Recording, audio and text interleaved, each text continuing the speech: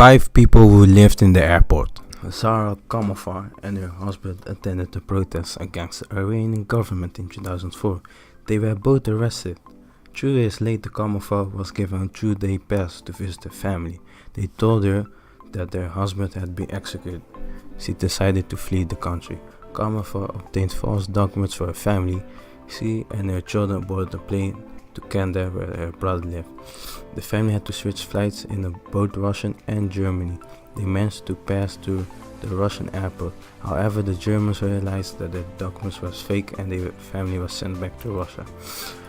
The Russians wanted to send them back to Iran, but the family didn't have any travel ID documents. The Russians tried to force them to sign documents that would send the family back to Iran. Then they moved the family to the public area of the travel lounge. The Kamafar slept on the floor, bathed in bedrooms and ate donated food. Kamafar applied for a refugee status from the United Nations, but she was turned down. She appealed the decision and she and her family were granted a refugee status. After spending 10 months trapped in a Russian airport, Kamafar and her children were finally allowed to immigrate to Canada.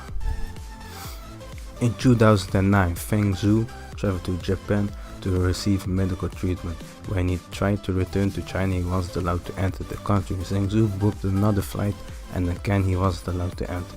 He ultimately tried to go home 8 times, 4 times China sent him back, and the other 4 times he wasn't allowed to board the plane. He refused to enter Japan after his last attempt. Feng Zhu chose to wait in the airport until Chinese officials allowed him to go home. It was going to take a while. Feng Zhu was a human rights activist who had written several pieces that were critical of the Chinese government. He had reported one government official's violations of the law, and he composed volumes for 30 cases that described how citizens' civil rights has been violated. Feng Zhu airport stay was unpleasant. He only had tablet to sustain himself. For the first few days, Japanese officials refused to accept his money for food.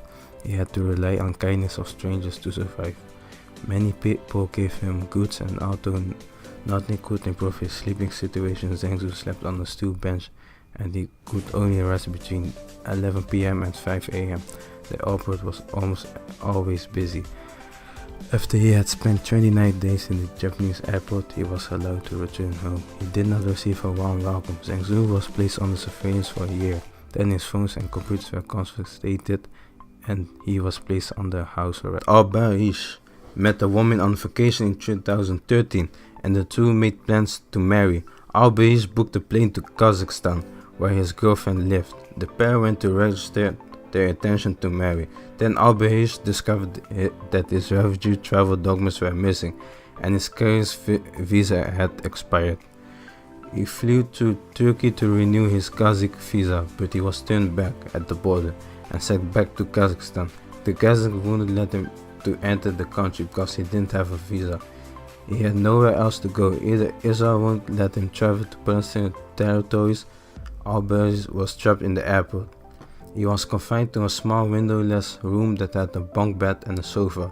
Airport security monitored his every move, and he was rarely allowed to leave the room. When he was given a bedroom and coffee breaks, he was followed by security guards. Al-Barish spent 5 months stuck in the airport before he was given refugee in Finland. He started to live in Finland while he was waiting for his girlfriend to join him. Kokoba the Jarquis was a refugee from Ivory Coast. After traveling for several months, he decided to live in Morocco in 2012, but he wasn't allowed to stay in the country. He had to stay 34 days in the airport before he was released. He only had $100 which he used to spend on food. After 3 weeks, he didn't have any money and the airport employees brought him bread and cheese. Luckily, he could connect with his relatives through his computer. Antonio Delaney lost his job and his home. He couldn't find a new job and became desperate.